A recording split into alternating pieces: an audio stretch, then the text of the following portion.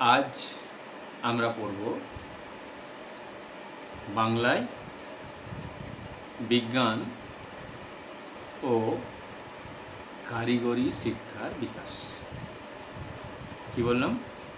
বাংলায় বিজ্ঞান ও কারিগরি শিক্ষার বিকাশ। আমরা আগেই তোমাদের পড়েছি ক্লাসে কিভাবে ভারতবর্ষে পাশ্চাত্য শিক্ষার বিকাশ হয়েছিল,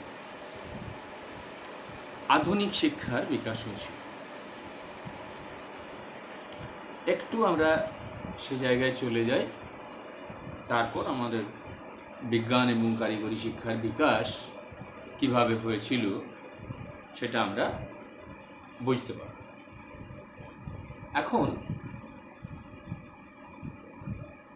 ভারতবর্ষে ইস্ট ইন্ডিয়া কোম্পানি শাসন প্রতিষ্ঠার পর থেকে ইংরেজদের শাসন কাঠামো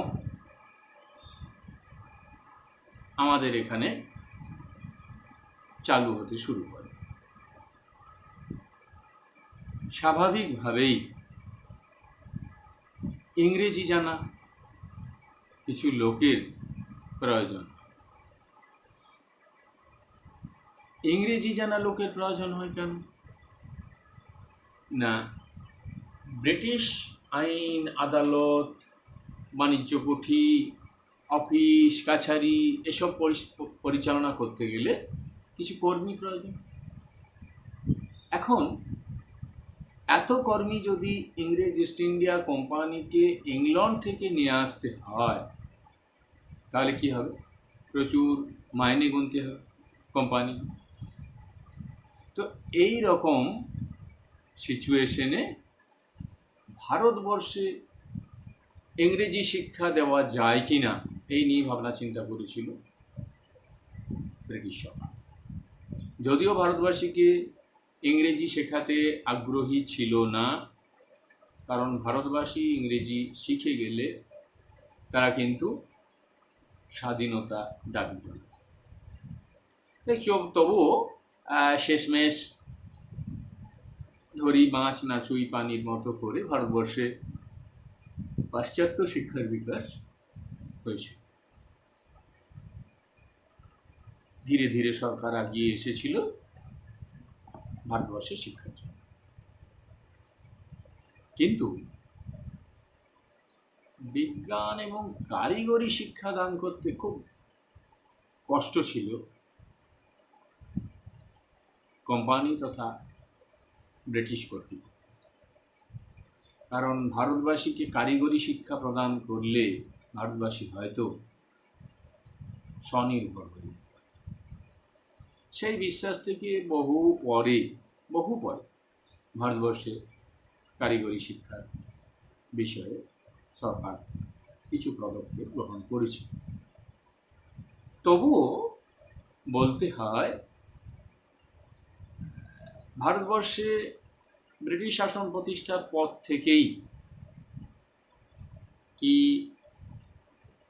দেশীয় কি বৈদেশিক ক্ষেত্রে বিভিন্ন মনীষী পণ্ডিতের উদ্যোগেও কিছু কিছু ব্যবস্থা গৃহীত হয়েছিল এবং সময়ের সঙ্গে সঙ্গে সেগুলোর ব্যাপ্তি আরও বেড়েছে। এখন ব্রিটিশ শাসন প্রতিষ্ঠার পর থেকে কিন্তু যাই প্রতিষ্ঠিত হোক, আমাদের মাথায় রাখতে হবে যে সরকার কিন্তু ভারতবাসীর দিকে তাকিয়ে নয়, নিজেদের সাম্রাজ্যবাদী স্বার্থ চরিতার্থ করতে গিয়েই যা কাজ করেছিল, এবার এর মধ্যে আমাদেরও অনেক কিছু শুভ হিসেবে আমাদের কাছে প্রতীয়মান হয়েছিল এবং কিছু ব্রিটিশ কর্মচারী অফিসার তারা হয়তো ভারত বন্ধু ছিলেন, তাদেরও কর্মপ্রচেষ্টায় ধীরে ধীরে ভারতবর্ষে বিজ্ঞান শিক্ষার প্রসার ঘটেছিল। আমরা একটু একটু করে দেখি আমরা আলোচনায় কি আসে ভারতবর্ষে বিজ্ঞান শিক্ষার ক্ষেত্রে বিভিন্ন উদ্যোগ নেওয়া হয়েছিল। আমরা ভারতবর্ষে ব্রিটিশ শাসনের প্রতিষ্ঠার সময়ই প্রথম দিকেই তারা প্রথম তাদেরকে হাত দিতে হয়েছিল যে জায়গাটা, সেটা হচ্ছে ভারতবর্ষের কৃষিক্ষেত্র। এই কৃষিক্ষেত্রে ভূমি রাজস্ব আদায়, ভারতবর্ষের বিভিন্ন জায়গায় যোগাযোগকে কেন্দ্র করে জলপথ, নদীপথ, স্থলপথের কথা পরিকল্পনা করে তারা ভারতবর্ষে প্রতিষ্ঠা করেছিল সার্ভে অফ ইন্ডিয়া।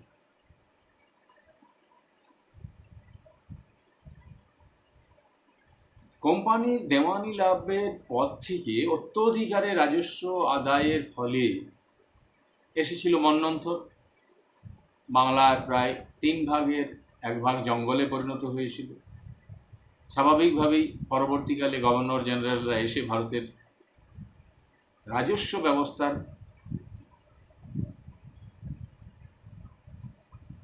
কাঠামো, রাজস্ব বিষয়ের কাঠামোটাকে আরও সরলীকরণ করার উদ্দেশ্যে তারা কিন্তু এই জমি জরিপ ব্যবস্থা গ্রহণ করেছিল। যাবে জমি জরিপ বা মাপা, ফলে কীভাবে রাজস্ব নির্ধারণ করা যায়, কত রাজস্ব নির্ধারণ করা যাবে। যাই হোক, এই উদ্দেশ্যেই জেমস রেনেল ছিলেন প্রথম সার্ভেয়ার জেনারেল। তাহলে 1767 সালে প্রতিষ্ঠিত হলো সার্ভে অফ ইন্ডিয়া। আর এই সার্ভে অফ ইন্ডিয়ার প্রথম সার্ভেয়ার জেনারেল ছিলেন জেমস রেনেল।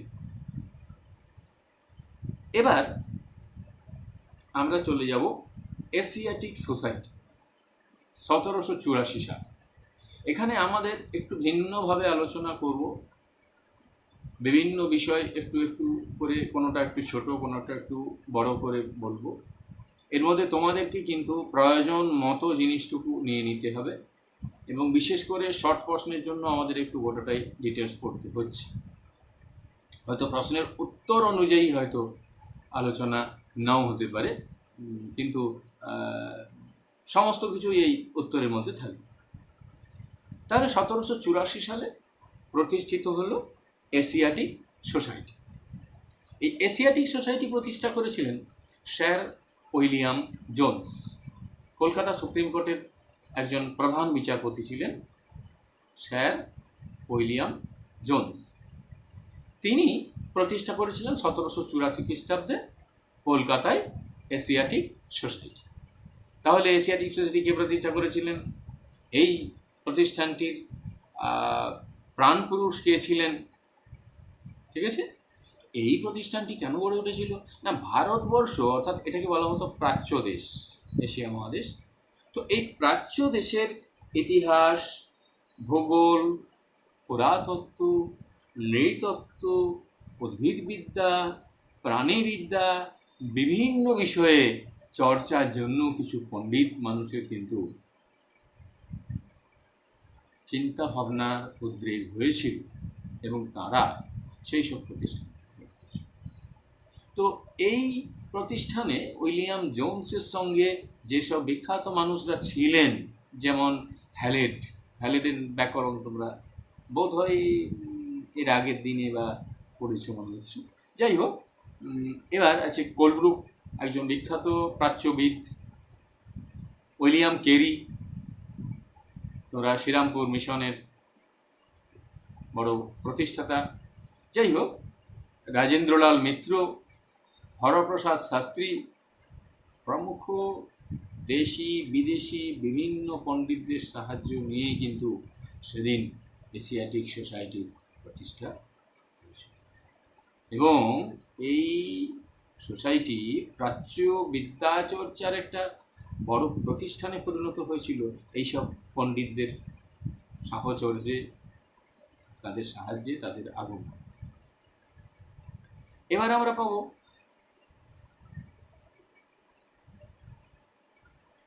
Botanical garden.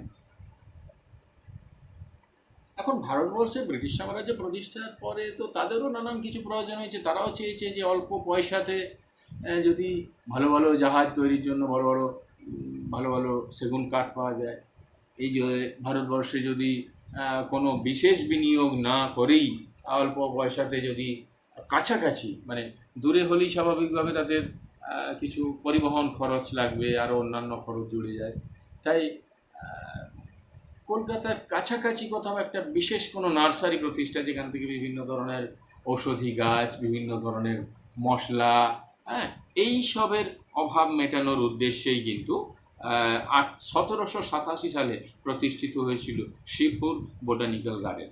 প্রতিষ্ঠিত হয়েছিল শিবপুর বোটানিক্যাল গার্ডেন। এই শিবপুর বোটানিক্যাল গার্ডেনের প্রতিষ্ঠাতা ছিলেন কর্নেল রবার্ট কিট।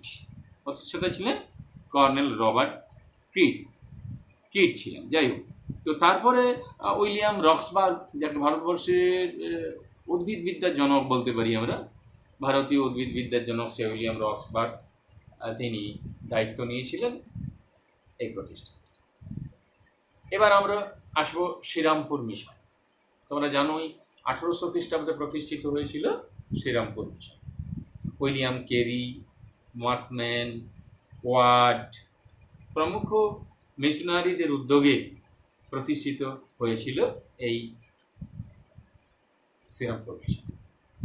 এই শ্রীরামপুর মিশন প্রতিষ্ঠিত হলো কবে? 1800 খ্রিস্টাব্দে। এই 1800 সালে প্রতিষ্ঠিত হয়েছিল ফোর্ট উইলিয়াম কলেজ। কলকাতায় ফোর্ট উইলিয়াম কলেজ প্রতিষ্ঠিত হয়েছিল। এখন কেন হয়েছিল? এই প্রতিষ্ঠানটা গড়ে তোলার পিছনে উদ্দেশ্য ছিল যে ভারতবর্ষে যেসব ইংরেজ সিভিলিয়ানরা আসছে দায়িত্ব নেওয়ার জন্য বিভিন্ন প্রশাসনিক ক্ষেত্রে, তাদেরকে ভারতীয় ভাষা, রীতিনীতি, বিভিন্ন বিষয় শিক্ষাদানের উদ্দেশ্যে এই প্রতিষ্ঠা করা হয়েছে। তো এখন এই প্রতিষ্ঠান গড়ে তোলা, তারপর school book society, Hindu college, বিভিন্ন প্রতিষ্ঠান গড়ে উঠতে শুরু করেছে, বিভিন্ন কলেজ টলেজ প্রতিষ্ঠিত হতে শুরু করেছিল, বিভিন্ন গ্রন্থ রচিত হতে শুরু করেছিল। তো এখন এই নামটা কেন আসছে না? এই নামটা আসছে কারণ এখানে মিশনের সঙ্গে তার ধর্ম প্রচারের অঙ্গ হিসেবে তাদের ছাপাখানা প্রতিষ্ঠিত হয়েছিল, যেখানে তারা বাইবেলের ছাপার কাজ করত। শুধু বাইবেলকে নয়, পরবর্তীকালে ছাপার সমস্ত শিক্ষা সামগ্রী থেকে শুরু করে তাদের ধর্ম প্রচারের বিষয় থেকে শুরু করে সব কিছু এই মিশনারি প্রেস থেকে ছাপা হতে শুরু করেছিল।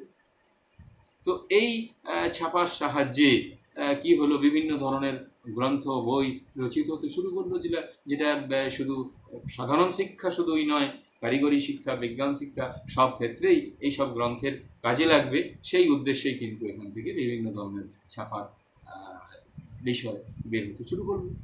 উইলিয়াম কেরির ছেলে বিদ্যাহারাবলী রচনা করলেন, যেটা অন্তত একটা প্রথম নাকি বাংলা ভাষায় অস্থি আর শরীরবিদ্যার একটা বড় গ্রন্থ বলা যেতে পারে। এখান থেকেই মার্সম্যানের বাংলায় সংবাদপত্র দিগদর্শন প্রকাশ হয়েছিল। এছাড়া বাবার নানান ধরনের বিজ্ঞান, প্রযুক্তি, ইতিহাস, ভূগোল, নানান বিষয়ের বই গ্রন্থ রচিত হতো এবং সেগুলো বিভিন্ন জায়গায়, বিভিন্ন স্কুলে, বিভিন্ন প্রতিষ্ঠানে সেগুলো ছড়িয়ে দেওয়ার ব্যবস্থা হতো। তো এইখানে আরও একটা বিষয় আমরা বলি, 1818 সালে ভারতবর্ষে জন ক্লার্ক মার্সম্যানের প্রথম ছাপা বাংলা সংবাদপত্র প্রকাশিত হয়েছিল, সাপ্তাহিক সংবাদপত্র। বলো তো তোমরা জানো কিনা? সমাচার দর্পণ। তাহলে এই সমাচার দর্পণ প্রথম বাংলা ভাষায় সংবাদপত্র। এছাড়াও দিগদর্শন, হ্যাঁ, এছাড়া বিভিন্ন ধরনের শ্রীরামপুর মিশন থেকে ধর্মীয় পত্র পত্রিকা, তাদের বাইবেলের ছাপানো অংশ, বিভিন্ন শিক্ষা প্রতিষ্ঠানের, বিভিন্ন ইনস্টিটিউটের তাদের ছাপা বই, সংবাদপত্র, বিভিন্ন বিষয় এখানে ছাপা। তাহলে এটাও কিন্তু বিজ্ঞান শিক্ষার ক্ষেত্রে একটা সহায়ক বলে আমরা মনে করতে পারি। তারপর স্কুল বুক সোসাইটি 1817 সালে প্রতিষ্ঠা হয়েছিল। কবে? 1817 সালে। 1817 সালে প্রতিষ্ঠিত হয়েছিল স্কুল বুক সোসাইটি। ডেভিড এয়ারের নাম তোমরা সবাই শুনেছ। ইনি ভারতবর্ষে এসেছিলেন মেনলি ঘড়ি ব্যবসা করতে, কিন্তু তিনি লেগে গেলেন ভারতবর্ষের শিক্ষা ব্যবস্থা।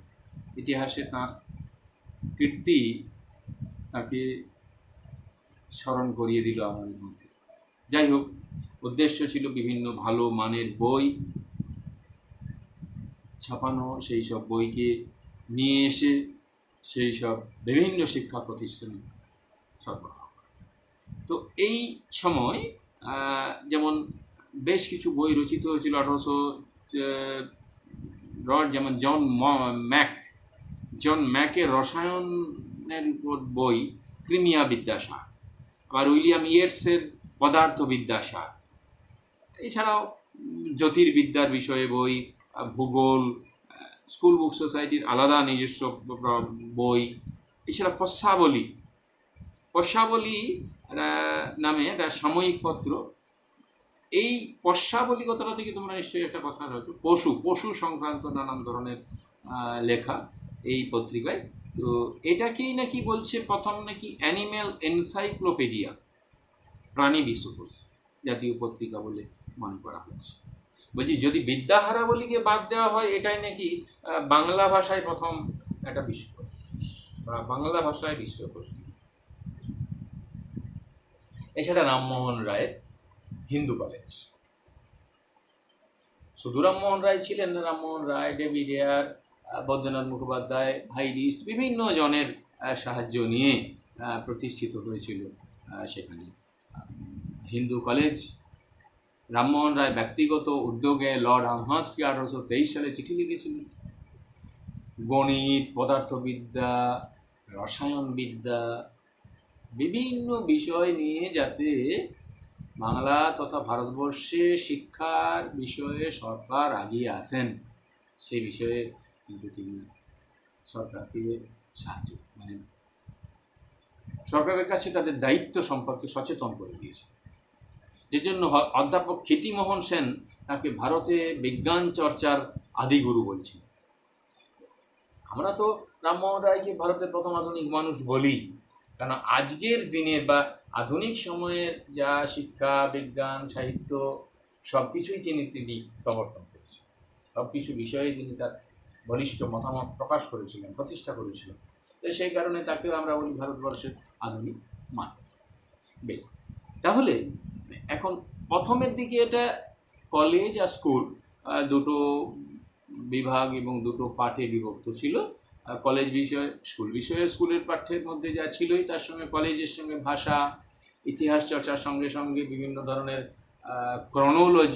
ক্রনোলজি বলতে তোমরা বলবে কাল নিরূপণ বিদ্যা, জ্যোতির্বিদ্যা, গণিত শাস্ত্র, রসায়নবিদ্যা, বিজ্ঞানের আরও বিভিন্ন শাখায় এখানে পড়াশোনার ব্যবস্থা।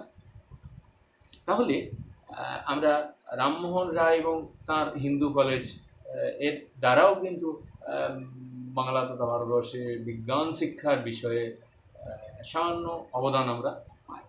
তাহলে এখানে দেখো আমরা অনেকগুলো কিন্তু ছোটো ছোটো প্রশ্ন বা পাঠ পড়লাম। বলো তো, দেখি তোমাদের সেগুলো একটু জিজ্ঞেস করি যে ভারতবর্ষ এই বাংলায় গড়ে উঠেছিল এশিয়াটিক সোসাইটি। তো এই এশিয়াটিক সোসাইটি কবে কোথায় প্রতিষ্ঠিত হয়েছিল? কে এশিয়াটিক সোসাইটি প্রতিষ্ঠা করেছিল?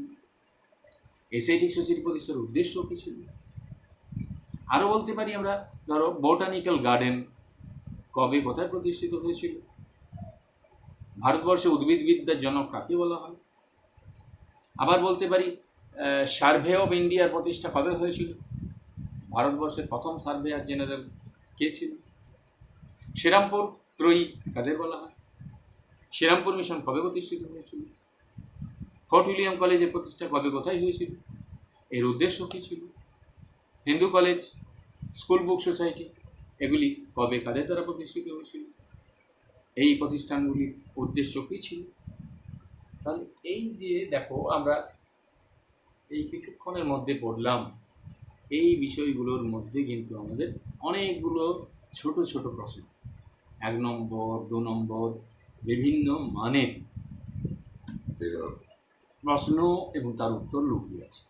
তোমরা এই বিষয়টি পড়ার পর, শোনা এবং বই পড়ার পর খাতাতে এই প্রশ্নগুলো উত্তর লিখো।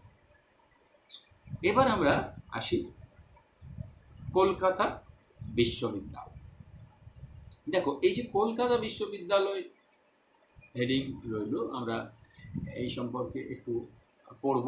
একটু যখন পড়ব, অনেকগুলো বিষয় নিয়ে পড়ব, হয়তো তোমাদের গুলিয়ে যেতে পারে। তোমরা পড়ার পরে যদি কোনো প্রশ্ন মনের মধ্যে যাবে, বুঝতে অসুবিধা হয়, তোমরা আমার সঙ্গে যোগাযোগ করবে। তো যাই হোক, তো এখন দেখো, এই যে কলকাতা বিশ্ববিদ্যালয়, এটি কবে প্রতিষ্ঠিত হয়েছিল? আমরা প্রথমেই বলবো কবে প্রতিষ্ঠিত হয়েছিল।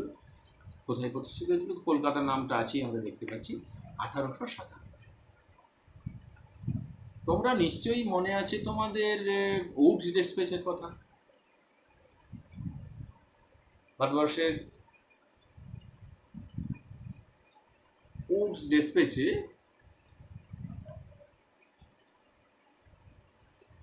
যে সব সুপারিশের কথা বলা হয়েছিল ভারতবর্ষের উচ্চশিক্ষা প্রতিষ্ঠান তথা বিভিন্ন ধরনের প্রাথমিক শিক্ষা, মাধ্যমিক শিক্ষা সম্পর্কে বলা হয়েছিল। এখানে বোর্ড অফ কন্ট্রোলের সভাপতি স্যার চার্লস উড 1854 সালে তিনি উডস ডেসপেচ পাস করেছেন। এই উডস ডেসপেচেই কিন্তু বলা হয়েছিল ভারতবর্ষে বিশ্ববিদ্যালয় প্রতিষ্ঠা হবে। ভারতবর্ষে এই সময় 3টি বিশ্ববিদ্যালয় প্রতিষ্ঠিত হয়েছিল 1857 সালে, কলকাতা, মুম্বাই আর চেন্নাই। তো তার মধ্যে আমাদের এই কলকাতায় প্রতিষ্ঠিত হয়েছিল 1857 সাল 24শে ফেব্রুয়ারি কলকাতা বিশ্ববিদ্যালয়। এই কলকাতা বিশ্ববিদ্যালয় প্রতিষ্ঠা হওয়ার ফলে ভারতবর্ষের শিক্ষাক্ষেত্রে কিন্তু শুধু বিজ্ঞান শিক্ষা নয়, ভারতবর্ষের সামগ্রিক শিক্ষার ক্ষেত্রে একটা ব্যাপক পরিবর্তন হয়েছে। এর অধীনে যেসব বিজ্ঞান কলেজগুলো ছিল, সেগুলো বিজ্ঞান শিক্ষার বিষয়ে বেশ গুরুত্ব দেওয়া। আমরা পড়বো এখন, তার আগে আমরা একটু দেখে নিই যে এই কলকাতা বিশ্ববিদ্যালয়ে তাহলে প্রতিষ্ঠিত হলো কবে। আমরা দেখলাম 1857 সালে 24শে জানুয়ারি। এই কলকাতা বিশ্ববিদ্যালয়ের প্রথম অধ্যক্ষ, প্রথম উপাধ্যক্ষ, মানে প্রথম ভিসি, ভাইস চ্যান্সেলর, উপাচার্য বলবো, বিশ্ববিদ্যালয়ে উপাচার্য হয়।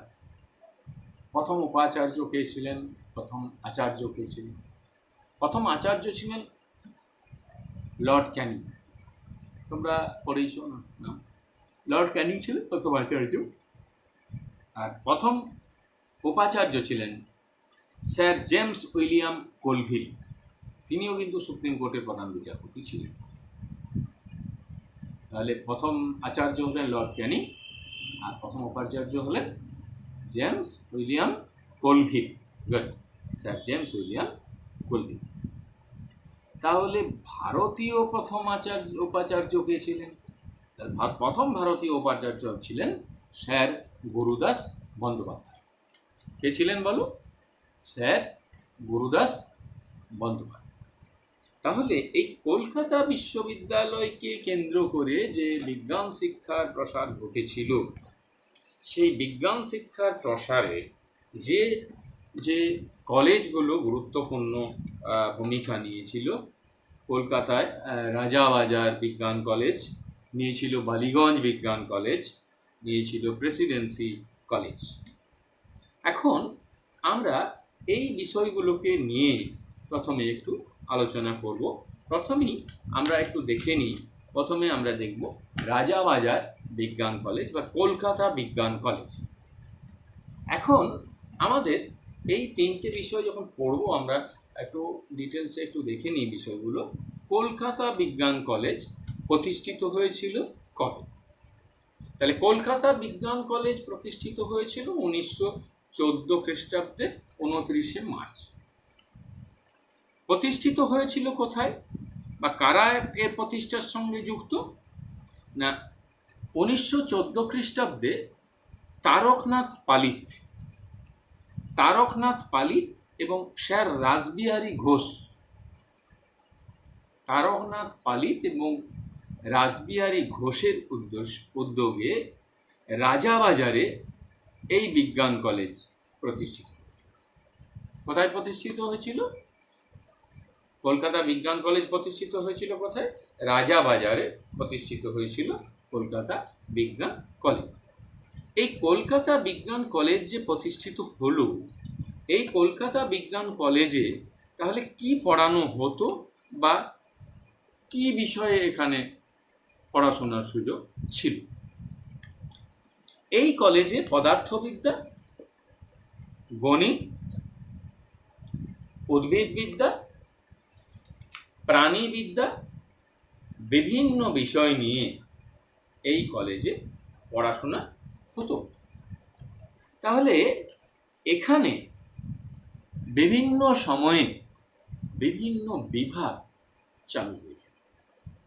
1915 সালে রসায়ন বিভাগ চালু হয়েছিল, আর 1916 সালে এই রসায়ন বিভাগেই অধ্যাপকের কাজে অংশ নিয়েছিলেন, তোমরা নাম জানো বলো, প্রফুল্লচন্দ্র রায়, আচার্য প্রফুল্লচন্দ্র রায়। এবার এই 1916 খ্রিস্টাব্দে এখানে পদার্থবিদ্যা, ফলিতবিদ্যা, গণিত এইসবেরও পাঠ শুরু হয়েছিল। 1918 খ্রিস্টাব্দে উদ্ভিদবিদ্যার বিভাগ, 1919 খ্রিস্টাব্দে প্রাণীবিদ্যা এখানে অধ্যাপনা শুরু হয়ে গিয়েছিল। এই কলেজে পঠন পাঠনে যেসব বিখ্যাত মানুষরা অংশ নিয়েছিলেন তাদের মধ্যে আমরা কিছুক্ষণ আগেই বললাম আচার্য প্রফুল্লচন্দ্র রায়, পদার্থবিদ্যায় চন্দ্রশেখর ভেঙ্কটরমন, গণিতবিদ্যায় মেঘনাদ সাহা, সত্যেন্দ্রনাথ বসু প্রমুখ মেধাবী বিখ্যাত বিজ্ঞানীরা এই কলেজকে সমৃদ্ধ করেছিলেন। এই কলেজকে যে সমৃদ্ধ করে দেওয়া করার ক্ষেত্রে যেসব মানুষরা অংশ নিয়েছিলেন সেই তাদের মধ্যে আমরা দু একজনের সম্পর্কে একটু দেখি, আলাদা করে একটু দেখি। এই যে এইখানে আমরা পড়ব আচার্য প্রফুল্লচন্দ্র রায়। আমরা দেখলাম আচার্য প্রফুল্লচন্দ্র রায় 1916 খ্রিস্টাব্দে এখানে কিন্তু তিনি পদার্থবিদ্যা বিভাগে তিনি অংশ নিয়েছিলেন। 1902 খ্রিস্টাব্দে প্রেসিডেন্সি কলেজের অধ্যাপক রূপে কিন্তু তিনি অংশ নিয়েছিলেন। প্রেসিডেন্সি কলেজের অধ্যাপক রূপে যখন ছিলেন তখন তিনি প্রথম প্রকাশ করেছিলেন the history of Hindu chemistry. 1902 সালে তিনি প্রকাশ করেছিলেন হিস্ট্রি অফ হিন্দু কেমিস্ট্রি। এই হিস্ট্রি অফ হিন্দু কেমিস্ট্রি বা হিন্দু রসায়ন শাস্ত্রের ইতিহাস, হিন্দু রসায়ন শাস্ত্রের ইতিহাস প্রকাশ করেছিলেন 1902 সালে। তো তিনি খাবারে যে ভেজাল নির্ণয় তার রাসায়নিক পদ্ধতিও উদ্ভাবন করেছিলেন। বাংলা ভাষায় বিজ্ঞান চর্চার প্রথম উদ্যোক্তা বলতে পারবো এই আচার্য প্রফুল্লচন্দ্র রায়। তাঁর বিখ্যাত যুগান্তকারী আবিষ্কার মার্কিউরাস নাইট্রাইট, এছাড়া পারদ সংক্রান্ত 11টি মিশ্র ধাতু আবিষ্কার করেছিলেন। তিনি রসায়ন জগতে বিপ্লব সৃষ্টি করে দিয়েছেন। Bengal chemical and pharmaceutical works, এখানে উল্লেখ করছি এটা বিজ্ঞানের সঙ্গেও যুক্ত, আর কারিগরি শিক্ষার ক্ষেত্রেও, কারিগরি জ্ঞানের ক্ষেত্রেও কিন্তু এটা জড়িয়ে আছে। তাহলে 1916 সালে তিনি আবার রাজাবাজার বিজ্ঞান কলেজে গ্রহণ করেছিলেন। তাকে কেন্দ্র করে তৈরি হয়েছিল এক দল আধুনিক বিজ্ঞানী। সেই সব আধুনিক বিজ্ঞানীদের মধ্যে প্রিয়দারঞ্জন রায়, সতীশচন্দ্র দাশগুপ্ত, নীলরতন ধর, জ্ঞানেন্দ্রনাথ মুখোপাধ্যায়, বীরেশচন্দ্র গুহ, বিখ্যাত একদল পণ্ডিত কিন্তু তাঁর হাত ধরেই প্রতিষ্ঠিত হয়েছে। এই বিজ্ঞান কলেজেই এই রাজাবাজার বিজ্ঞান কলেজে 1924 খ্রিস্টাব্দে সর্বপ্রথম বিজ্ঞান বিষয়ক পত্রিকা প্রকাশিত হয়েছিল, journal of Indian chemical society. তাহলে আমরা প্রফুল্লচন্দ্র রায়ের উদ্দেশ্যে কী কী বললাম একটু জাস্ট চালিয়ে নিই। হিস্ট্রি অফ হিন্দু কেমিস্ট্রি কার রচনা, কে, কবে এর প্রকাশ করেন, বা ভারতীয় বা হিন্দু রসায়ন শাস্ত্রের ইতিহাস কার রচনা। বাংলা ভাষায় বিজ্ঞান চর্চার প্রথম উদ্যোক্তা পেয়েছিলেন। রাজাবাজার বিজ্ঞান কলেজ কবে কোথায় প্রতিষ্ঠিত হয়েছিল, এই বিজ্ঞান কলেজের সঙ্গে যুক্ত কয়েকজন বিজ্ঞানীর নাম লেখো। এবার দেখবো আমরা বালিগঞ্জ বিজ্ঞান কলেজ। 1918 সালে এই কলকাতা বিশ্ববিদ্যালয়ের অধীনেই প্রতিষ্ঠিত হলো বালিগঞ্জ বিজ্ঞান কলেজ, যেখানে উদ্ভিদবিদ্যার বিষয়ে পড়াশোনা শুরু হলো। 1919 খ্রিস্টাব্দে সেখানে প্রাণীবিদ্যা বিভাগ খোলা হলো। এভাবে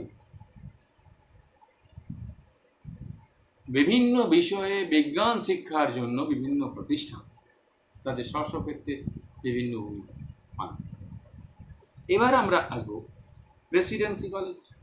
আমরা প্রেসিডেন্সি কলেজে প্রফুল্লচন্দ্রের সময়ে তিনি থাকতেই তিনি এটি গ্রন্থ রচনা করেছিলেন, আমরা সেটার নাম আগেই পড়লাম।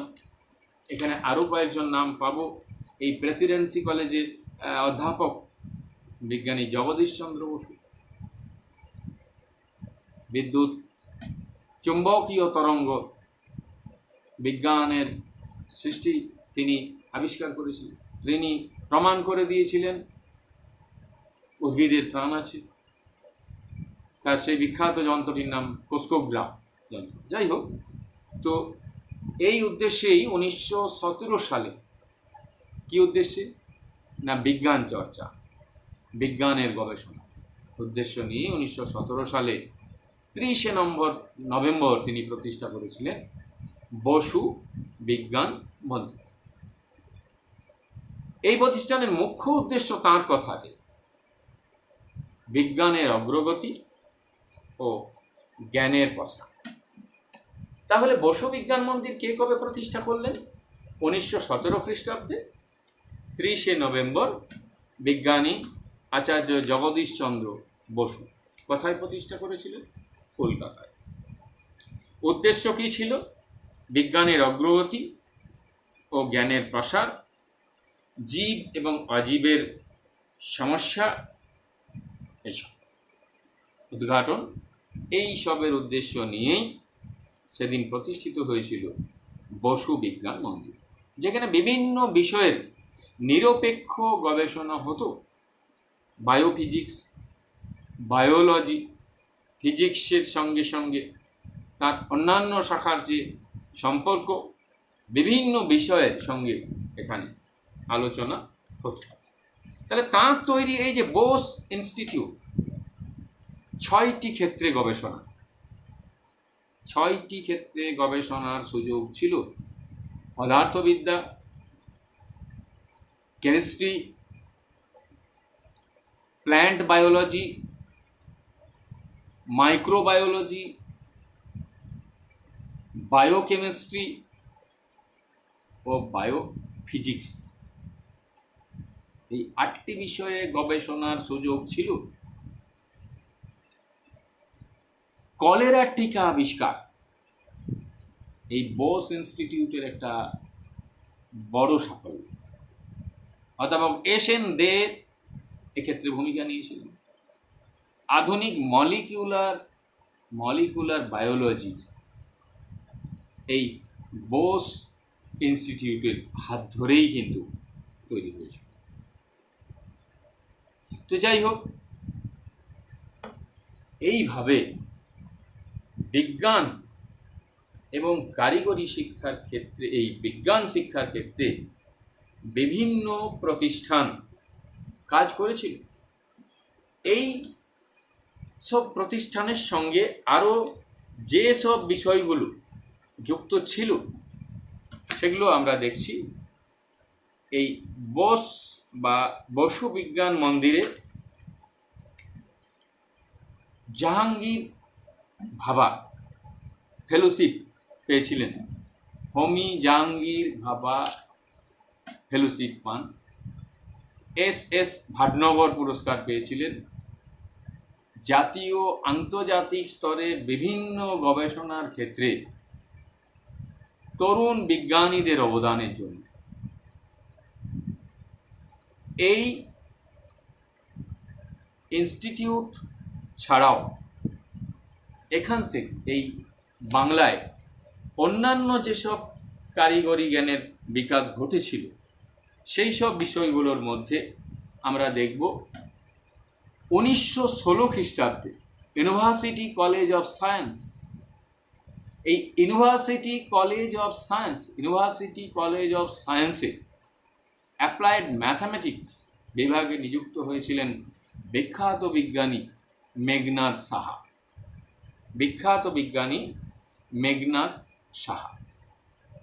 এই মেঘনাদ সাহা তিনি দেশ বিদেশে বহু খ্যাতি অর্জনের পর তিনি ইনস্টিটিউট অফ নিউক্লিয়ার ফিজিক্স প্রতিষ্ঠা করেছিলেন, যেটা বর্তমানে সাহা নিউক্লিয়ার ফিজিক্স নামে পরিচিত, যেটি বর্তমান নাম সাহা নিউক্লিয়ার ফিজিক্স।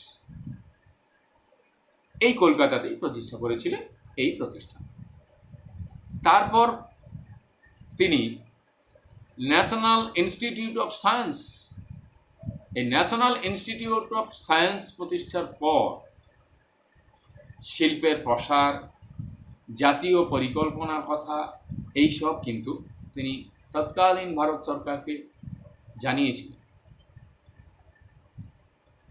এর ফলে সায়েন্স অ্যান্ড কালচার পত্রিকার মাধ্যমে তিনি পরবর্তী ক্ষেত্রে দামোদর ভ্যালি কর্পোরেশন এইসব বিষয়ে নানান প্রবন্ধে তিনি দেশবাসী তথা সরকারকে তাঁর পরিকল্পনার কথা প্রকাশ করেছেন। আরও আমরা বিষয় জানব প্রশান্তচন্দ্র মহলানবিশ, যাকে প্রখ্যাত রাশিবিজ্ঞানী বলতে পারি। তিনি পদার্থবিদ্যা এবং গণিত বিষয়ে পড়াশোনা শেষ করার পর ভারতবর্ষে পরিসংখ্যান বিজ্ঞানের উপরে গবেষণার জন্য প্রতিষ্ঠা করেছিলেন আইএসআই, ইন্ডিয়ান স্ট্যাটিস্টিক্যাল ইনস্টিটিউট, একটি আন্তর্জাতিক খ্যাতিসম্পন্ন প্রতিষ্ঠান। তাহলে আমরা বিজ্ঞানের বিভিন্ন শাখাতে যেসব বিষয়গুলো পড়লাম তাতে আমরা দেখলাম যে ভারতবর্ষে বিজ্ঞান শিক্ষার ক্ষেত্রে বিভিন্ন ধরনের উদ্যোগ গ্রহণ করা হয়েছে। এছাড়া এটা আমরা বিজ্ঞানের বিষয়ে পড়লাম। এবার আমরা দেখব চিকিৎসা বিজ্ঞান। এই বিজ্ঞান বিষয়ে আমরা পড়ার সঙ্গে সঙ্গে আমরা চিকিৎসা বিজ্ঞানের সংক্রান্ত বিষয়ে কিছু বিষয় আমরা দেখব। আমরা সেই চিকিৎসা বিজ্ঞান সংক্রান্ত ক্ষেত্রে কি উন্নতি হয়েছিল। চিকিৎসা বিদ্যার উন্নতির ক্ষেত্রে আমরা তার আগে কি দেখে নেব যে বিভিন্ন শর্ট প্রশ্ন যেগুলো পড়বে সেগুলো একবার দেখে নিই। প্রত্যেকটা বিষয় পাঠ করার পর আমি যেগুলো বলে দিচ্ছি যে বিজ্ঞান শিক্ষার বিষয়ে যে বিষয়গুলো পড়লাম, বসু বিজ্ঞান মন্দির প্রতিষ্ঠা কবে হয়েছিল, কাদের দ্বারা হয়েছিল, উদ্দেশ্য কী ছিল। আবার পরের অংশ আমরা প্রেসিডেন্সি কলেজের সঙ্গে যুক্ত অধ্যাপকরা, তাদের মধ্যে বিখ্যাত অধ্যাপক আচার্য প্রফুল্লচন্দ্র রায়, তাঁর বিখ্যাত আবিষ্কারগুলো কী, তাঁর গ্রন্থের নাম কী, বিভিন্ন ক্ষেত্রে আইএসআই পুরো নামটা কী, এইসব বিষয়গুলো আমাদের ভালো করে পড়ে নিতে হবে। নেক্সট আমরা দেখব চিকিৎসা বিদ্যা। তাহলে চিকিৎসা বিদ্যার ক্ষেত্রে বাংলা কিন্তু সেদিন পিছিয়ে ছিল। এই বাংলায় যদিও তখন হয়তো উন্নত কিছু চিকিৎসা ব্যবস্থা ছিল না, তখন ভরসা ছিল কবিরাজি চিকিৎসা, হাকিমি চিকিৎসা। ওই কবিরাজি চিকিৎসা, এইসব চিকিৎসা কিন্তু তখন কলকাতায় ছিল। 1768 সাল নাগাদ কলকাতায় ইংরেজ কর্তৃপক্ষ তৈরি করেছিলেন জেনারেল হাসপাতাল। এখন সেটার নাম খুব পরিচিত নাম, তোমরা হয়তো জানো, এসএসকেএম এখন সেই হাসপাতালের নাম। যাই হোক, তো এখন হাসপাতাল চালানোর জন্য তো বিপুল পরিমাণ টাকা দরকার। সেটা নাই হয়তো, যেহেতু ইংরেজ কর্তৃপক্ষ উদ্যোগ নিয়েছে, দরকার প্রচুর চিকিৎসক দরকার। তো চিকিৎসক পাবে কোথায়? তার জন্য প্রতিষ্ঠা করা হলো একটা স্কুল অফ নেটিভ ডক্টরস। চিকিৎসক তৈরির জন্য প্রতিষ্ঠা করা হলো 1822 খ্রিস্টাব্দে স্কুল অফ নেটিভ ডক্টরস। যাই হোক, এবার বইপত্র লাগবে।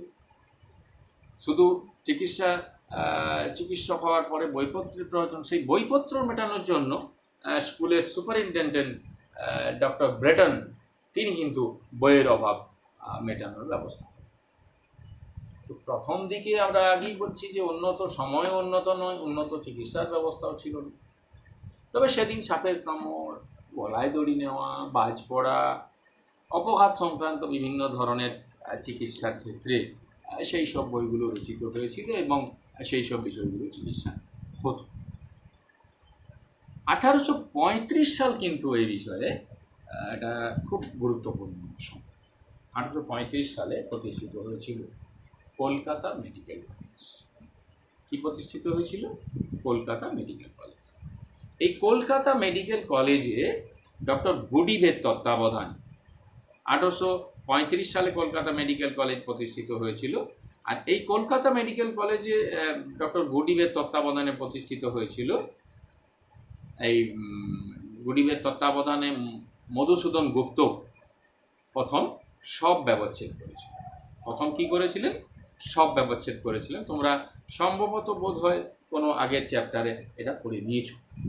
যাই হোক, তাহলে 1835 সালে কলকাতা মেডিকেল কলেজ প্রতিষ্ঠিত হলো। এই কলেজ থেকে ডক্টর গুডিভের তত্ত্বাবধানে মধুসূদন গুপ্ত 1836 সালে প্রথম সব ব্যবচ্ছেদ করেছে। আর এই প্রতিষ্ঠান থেকে কিন্তু বিভিন্ন ডাক্তার বেরিয়েছেন। এদের মধ্যে আমরা একজনের নাম উল্লেখ করতেই পারি, তার নাম হচ্ছে ডক্টর মহেন্দ্রলাল সরকার। তো এই মহেন্দ্রলাল সরকার প্রতিষ্ঠা করেছিলেন একটি প্রতিষ্ঠান। সেই প্রতিষ্ঠানটির আমরা নাম অনেকেই জানি, association for the cultivation of science. Indian association for the cultivation of science. কী নাম বললাম? Indian association for the cultivation of science. তো এই Indian association for the cultivation of science প্রতিষ্ঠিত হয়েছিল 1876। এই 1876 সালটাও কিন্তু আমাদের মনে রাখার জন্য বলছি। এই 1876 সালে তোমরা কি পড়েছো মনে করে দেখো। 1876 সালে ভারত সভা প্রতিষ্ঠিত হয়েছিল সুরেন্দ্রনাথ বন্দ্যোপাধ্যায়ের নেতৃত্বে।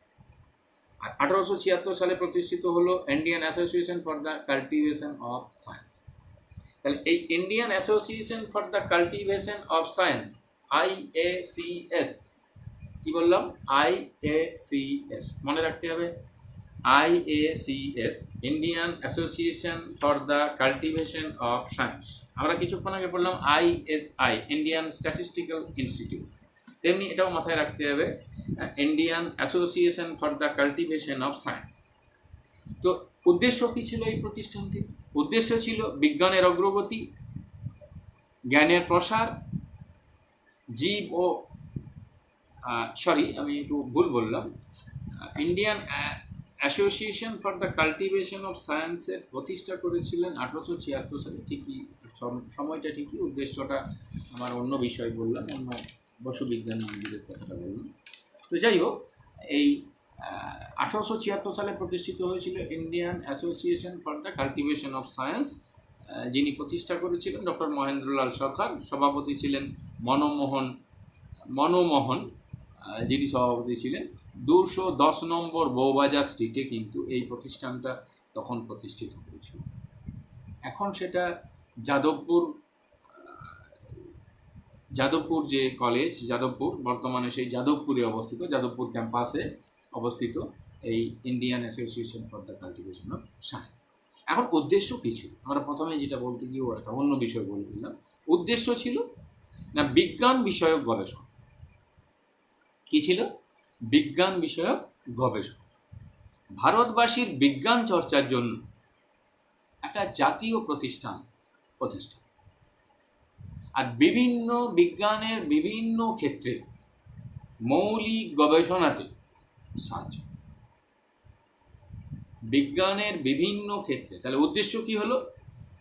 উদ্দেশ্য হলো বিজ্ঞান বিষয়ক গবেষণা, বিজ্ঞান চর্চা এবং জাতীয় বিজ্ঞান প্রতিষ্ঠান গড়ে তোলা।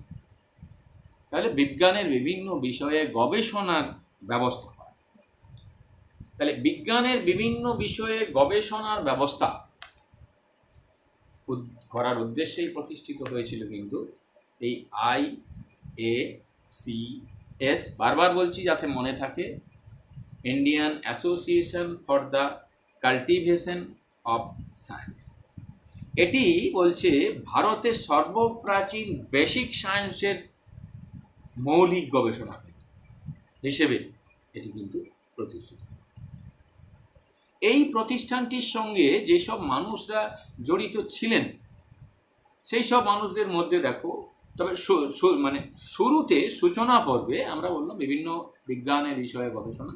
দেখো এখানে সেটাই পাচ্ছি, পদার্থবিদ্যা, রসায়নবিদ্যা, জ্যোতির্বিদ্যা, উদ্ভিদবিদ্যা, প্রাণীবিদ্যা, শারীরবিদ্যা, ভূতত্ত্ব, বিভিন্ন বিষয়ে শিক্ষাদান এবং গবেষণা কিন্তু চলত এই প্রতিষ্ঠান। এই প্রতিষ্ঠান থেকে আচার্য প্রফুল্লচন্দ্র রায় যুক্ত ছিলেন, জগদীশচন্দ্র বসু, যেসব বিখ্যাত বিজ্ঞানীদের কথা আমরা আগেই বললাম, নীলরতন সরকার, শ্যামাপ্রসাদ মুখোপাধ্যায়, এইসব মানুষরা যেমন ছিলেন তেমনি আবার আমরা পাবো যে বিখ্যাত নোবেল বিখ্যাত যে নোবেল পেয়েছিলেন 1930 খ্রিস্টাব্দে, সেই নোবেল সিভি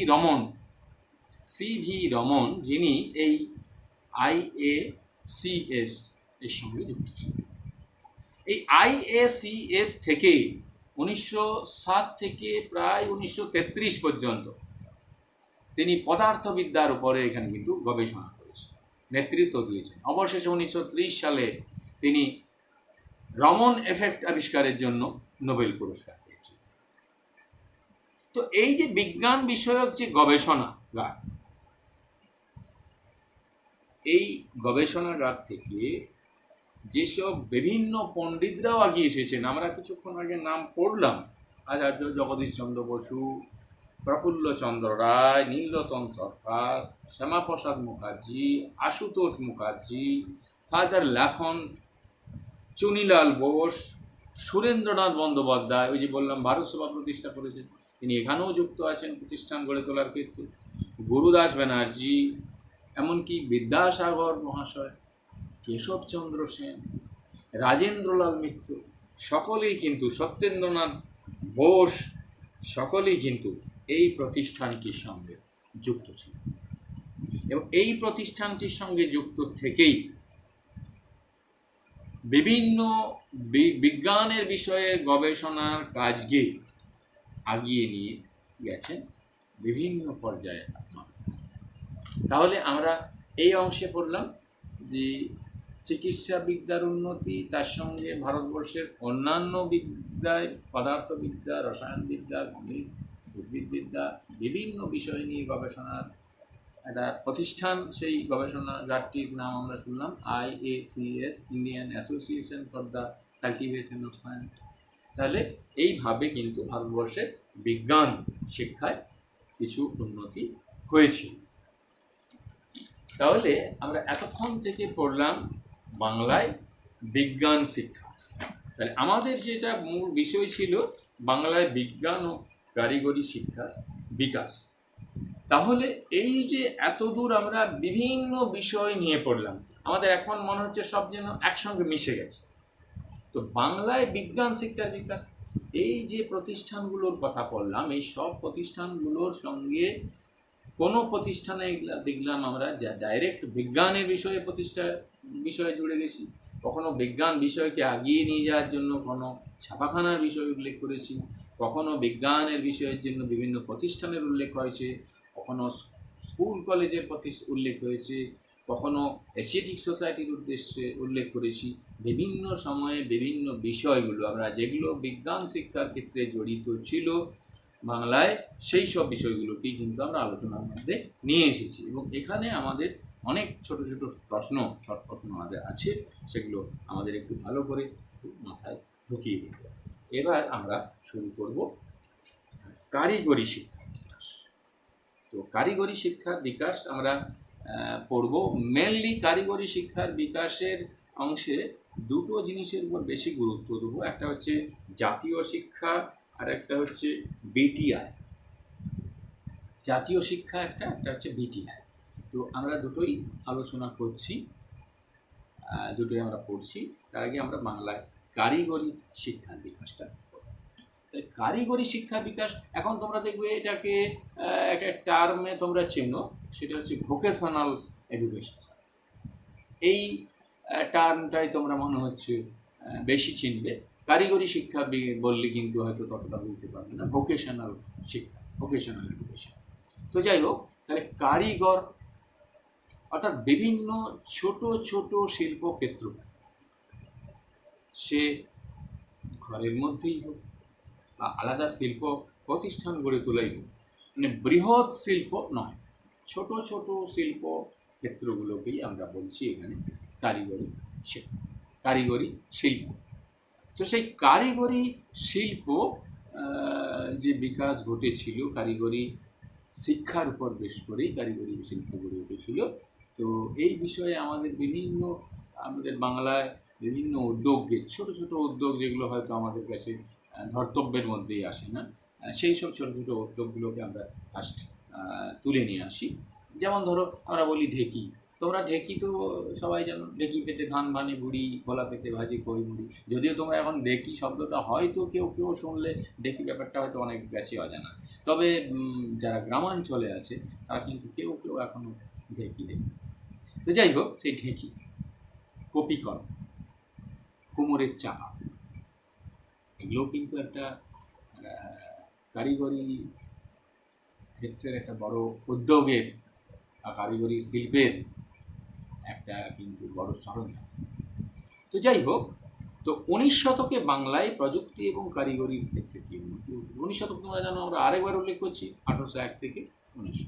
বেশ, তাহলে এই 19 শতকে কারিগরি শিক্ষায় কী উন্নতি? আমরা ছোটো ছোটো উদ্যোগ বললাম, প্রথমেই আসছে যেগুলো, সেটা হচ্ছে কোনো ইউরোপিয়ান এডুকেশন বা কোনো শিক্ষা ছাড়াই, কোনো ন্যূনতম সাহায্য ছাড়াই টিটাগড়ের একটি দরিদ্র বাড়ির একটি কামার পরিবারের সন্তান গোলকচন্দ্র নন্দী তৈরি করেছিলেন বাষ্পীয় ইঞ্জিন 1827 খ্রিস্টাব্দে। যদিও তো আমরা ইউরোপে বাষ্পীয় ইঞ্জিন পড়েছি ক্লাস 9-এ শিল্প বিপ্লব পড়তে গিয়ে, তাই তো? জেমস ওয়াট বাষ্পীয় ইঞ্জিন প্রবর্তন করেছিলেন, আবিষ্কার করেছিলেন। তো আমরা আমাদের এই বাংলাতে গোলকচন্দ্র নন্দীর এই আবিষ্কার করা 1827 সালে, মানে ইউরোপীয় সাহায্য ছাড়াই এই বাষ্পীয় ইঞ্জিন তৈরি করেছিলেন। শিবচন্দ্র নন্দী, যাকে নাকি বলা হয় ভারতের প্রথম ইলেকট্রিক্যাল ও টেলিকম ইঞ্জিনিয়ার, তিনি নাকি টেলিগ্রাফ ব্যবস্থা পরিচালনা করেছিলেন। আচ্ছা, এছাড়া সীতানাথ ঘোষ, তিনি গম ভাঙানোর কল, যন্ত্রচালিত নাগল, স্টিমার জাতীয় যান্ত্রিক যান, এগুলো তৈরি করেছে। এই ক্ষুদ্র থেকেই কিন্তু বৃহৎ আসে, তাহলে এইসব ক্ষুদ্র শিল্পগুলোর উল্লেখ আমরা এই জন্যই করছি। আচ্ছা, মহেন্দ্রচন্দ্র নন্দী নিজের বাড়ির মধ্যেই তিনি তৈরি করেছিলেন দেশলাই সহ একটি ক্ষুদ্র কারখানা, দেশলাই তৈরি সহ, যেখানে দা থেকে বটি থেকে কাটারি থেকে বটি, এই জাঁতি, যে জাঁতিটা তোমাদের সাধারণত দেখবে সুপুরি কাটায় লাগে, গ্রামাঞ্চলে নিশ্চয়ই দেখতে পাবে, শহরাঞ্চলে আর এগুলো ছেলেমেয়েরা দেখার সুযোগ নেই। যাই হোক, তো এই সব এগুলো ক্ষুদ্র ক্ষুদ্র যন্ত্রপাতিগুলো আবিষ্কার করেছিলেন। আচ্ছা, এছাড়া ক্ষেমেন্দ্রমোহন বসু বাংলায় কলের গান রেকর্ড মোটর গাড়ি, বাইসাইকেল, টর্চ লাইট, বিভিন্ন সুগন্ধি তেল, এইসব তৈরি কিন্তু করতেন, এইসব তৈরির কারখানা কিন্তু করেছে। ফটোগ্রাফি শিল্প তো আগেই তোমরা বোধহয় এর আগের ক্লাসটাই দেখেছো যে উপেন্দ্রনাথ, তাই তো? উপেন্দ্রনাথ কি রায়চৌধুরী, উপেন্দ্রনাথ রায়চৌধুরীর কী প্রতিষ্ঠানটি ছিল? ইউ রায় অ্যান্ড সন্স, যাই হোক, U and Ray and sons. তো সেই উপেন্দ্রনাথ রায়চৌধুরীর যে ছাপাখানা, তার পুত্র সুকুমার রায়ের উদ্যোগ, সেই সব ক্ষেত্রে ছাপাখানা, ছাপা যন্ত্রের আবিষ্কার, বিস্তার ঘটেছে। আপটন ব্লক তোমরা আগেই পড়ে গেছো। প্যারিমোহন বাগচির, যাকে PM বাগচি বলা হয়, তার রাবার স্ট্যাম্প, শিলমোহর, আতর, বিভিন্ন পঞ্জিকা, এইসব ক্ষেত্রে তারা সাহায্য করত। আবার আমরা আগেই নাম করলাম Acharya Prafullachandra Ray, Bengal chemical and pharmaceutical works. এই Bengal chemical and pharmaceutical works যেমন একটা বিজ্ঞানের ক্ষেত্রে আলোচনার বিষয় আমাদের ছিল, তেমনি কিন্তু এটি কারিগরি শিক্ষার ক্ষেত্রেও এই বেঙ্গল কেমিক্যাল অ্যান্ড ফার্মাসিউটিক্যাল ওয়ার্কসের নাম আমরা অবশ্যই করব। নীলরতন সরকারের জাতীয় সাবান কারখানা, সেটাও কিন্তু কারিগরি শিক্ষার একটা বিষয়। তো এবার আমরা পড়ব কলকাতায় এই জন্য বিভিন্ন ইঞ্জিনিয়ারিং কলেজও প্রতিষ্ঠিত হয়েছে কলকাতাতে। তো সেই কলেজ প্রতিষ্ঠা হয়েছে প্রায় 1883 সাল। 1856 সালে প্রতিষ্ঠা হয়েছিল সরকারি উদ্যোগে কলকাতায় একটি ইঞ্জিনিয়ারিং কলেজ। 1883 সালে সেটা শিবপুরে স্থানান্তরিত হয়েছিল, সেই জন্য সেটার নাম হয়েছিল বেঙ্গল ইঞ্জিনিয়ারিং কলেজ, বর্তমানে BTI। না, বেঙ্গল ইঞ্জিনিয়ারিং কলেজটা আলাদা বললাম আমি, বেঙ্গল টেকনিক্যাল ইনস্টিটিউট, সেটা হচ্ছে বেঙ্গল ইঞ্জিনিয়ারিং কলেজ। তো যাই হোক, তো এই দেখো, আমরা আগেই প্রথমেই বলেছিলাম যে ভারতবর্ষে ইংরেজ শক্তি যেমন ইংরেজি শিক্ষা দিতে ভারতবাসীকে রাজি ছিল না, কারণ ভারতবাসী স্বাধীনতা চাইবে। তারপর অবস্থায় পড়ে, চাপে পড়ে শেষমেশ তারা কিন্তু ইংরেজি শিক্ষায় এগিয়ে এসেছিল। যদিও ইংরেজি শিক্ষা এগিয়েছিল, কারিগরি শিক্ষার ক্ষেত্রে কিন্তু তারা মোটেই ভারতবাসীকে শিক্ষা দিতে রাজি।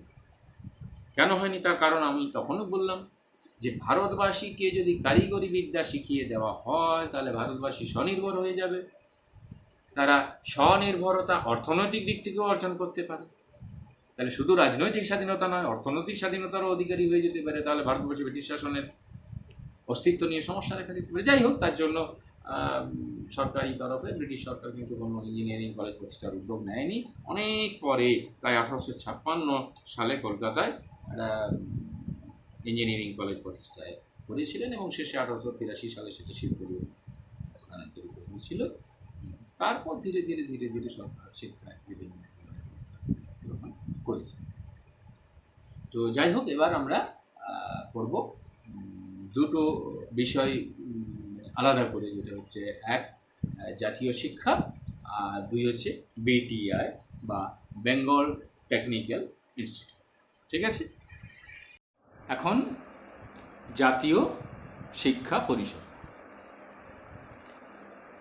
তাহলে জাতীয় শিক্ষা পরিষদ কবে গড়ে উঠেছিল? জাতীয় শিক্ষা পরিষদ গড়ে উঠেছিল 1906 15ই আগস্ট।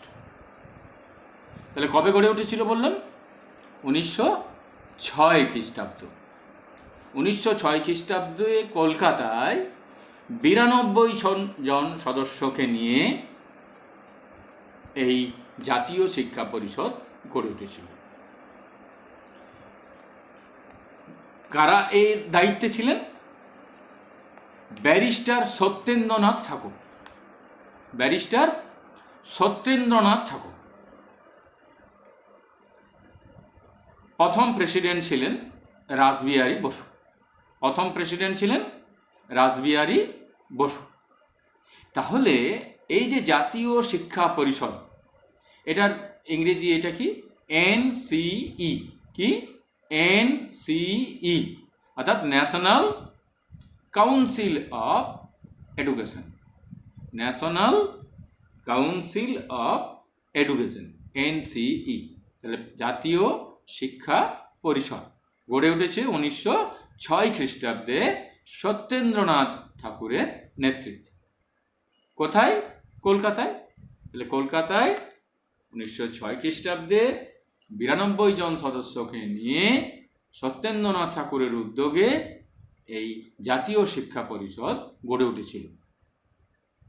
তাহলে এই শিক্ষা পরিষদ কোন প্রেক্ষাপটে গড়ে উঠেছিল?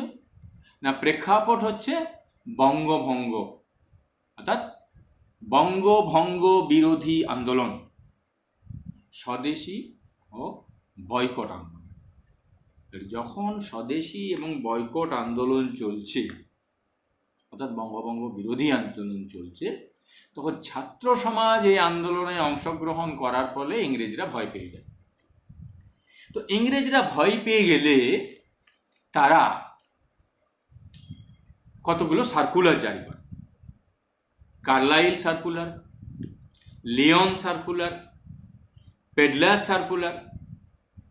এই 1905 খ্রিস্টাব্দে এই অক্টোবর মাসেই Carlyle circular, Lyon circular, Pedlar circular প্রভৃতি সার্কুলার জারি করেছিল এই আন্দোলনে ছাত্র সমাজের অংশগ্রহণকে ব্যর্থ করার জন্য, বন্ধ করার জন্য।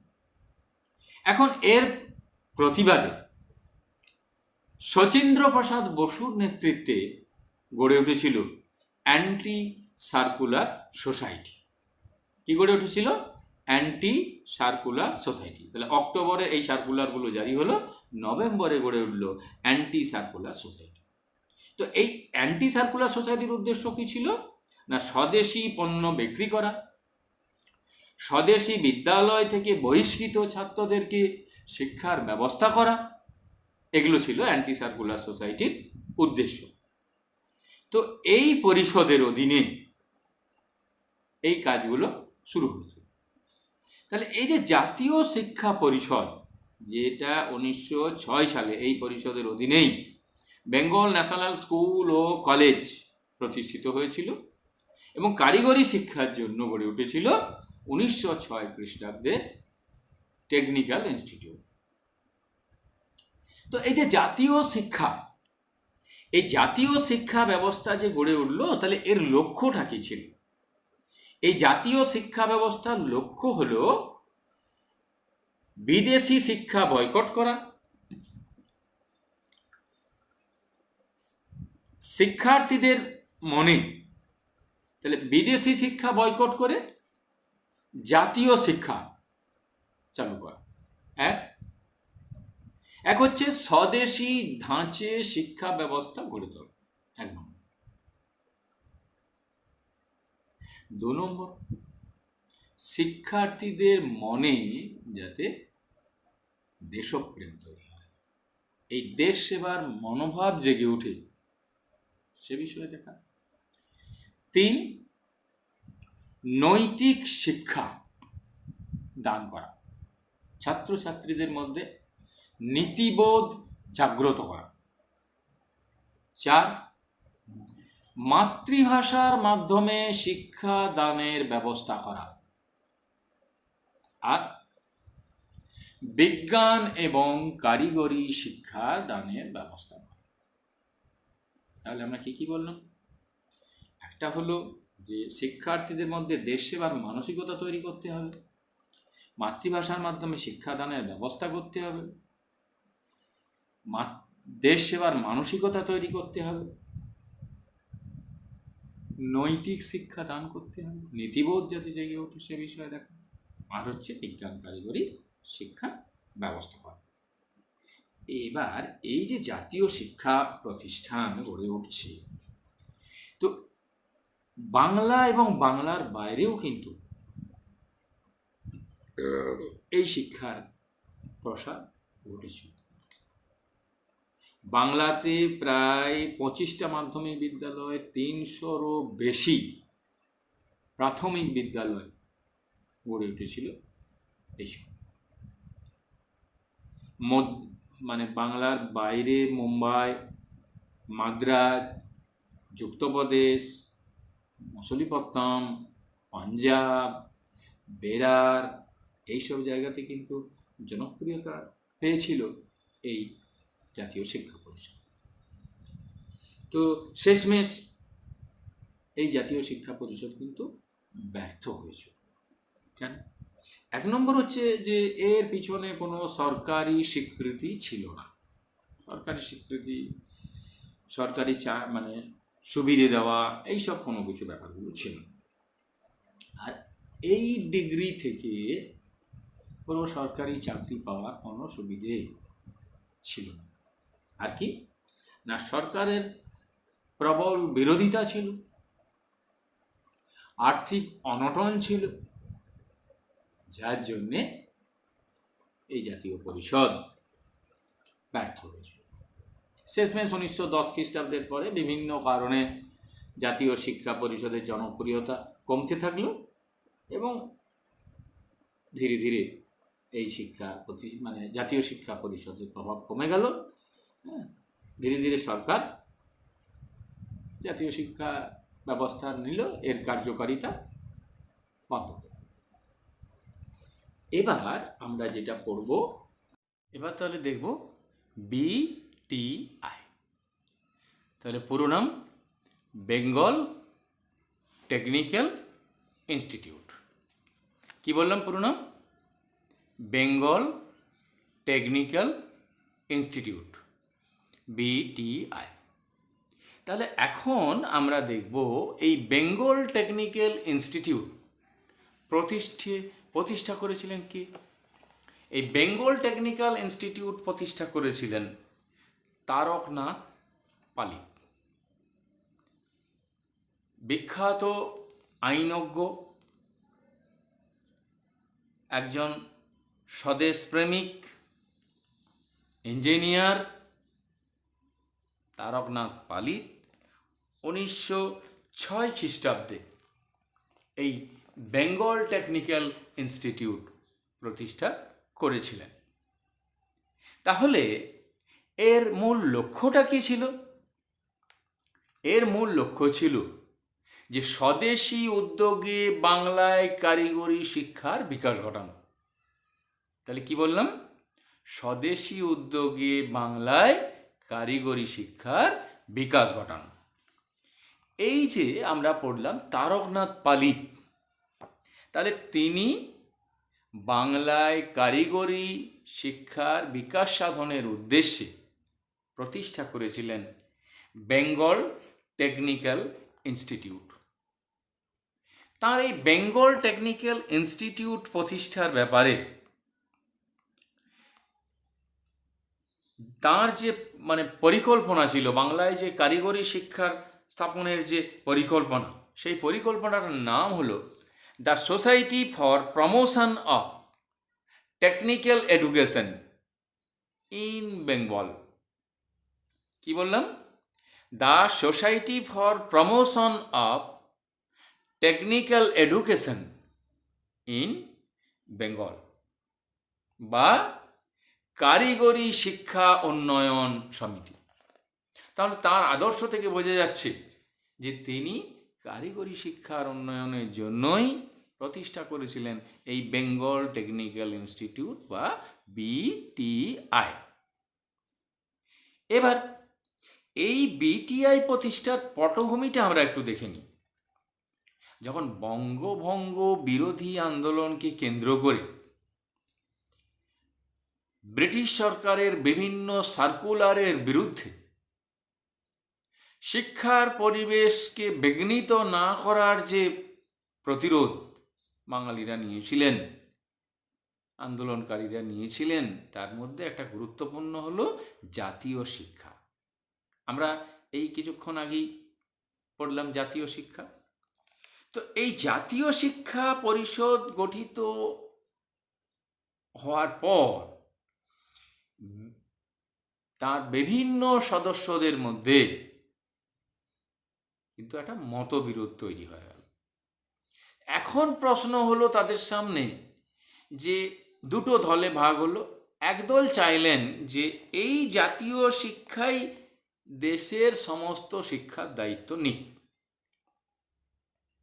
আরেকজন বললেন, আর একদল মনে করলেন যে এই জাতীয় শিক্ষার মূল উদ্দেশ্য হোক কারিগরি শিক্ষার উন্নয়নের জন্য,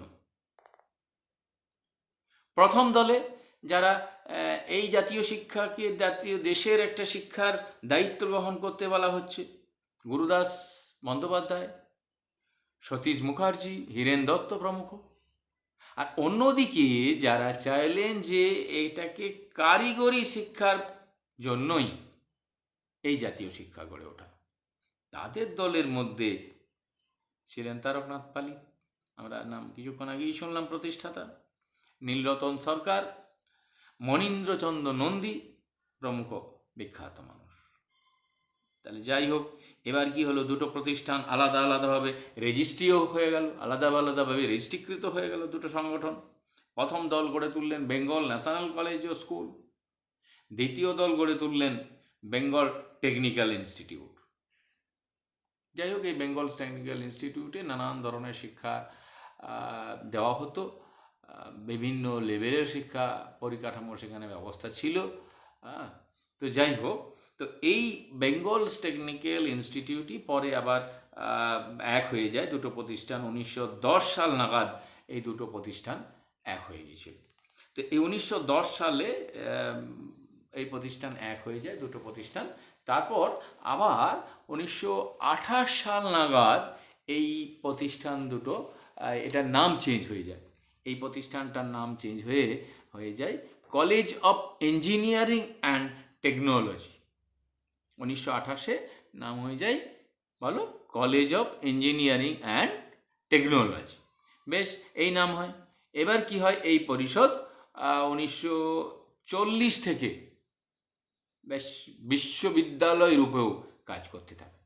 যাই হোক, 1955 সাল নাগাদ ভারত সরকার আইনগতভাবে এটিকে যাদবপুর বিশ্ববিদ্যালয় রূপে প্রতিষ্ঠা করে দেয়। তাহলে আমরা বুঝতে পারলাম যে এই প্রতিষ্ঠান যাদবপুর বিশ্ববিদ্যালয়ে রূপান্তরিত হয়। ঠিক আছে, তাহলে এখানেই আমরা আজ শেষ করলাম।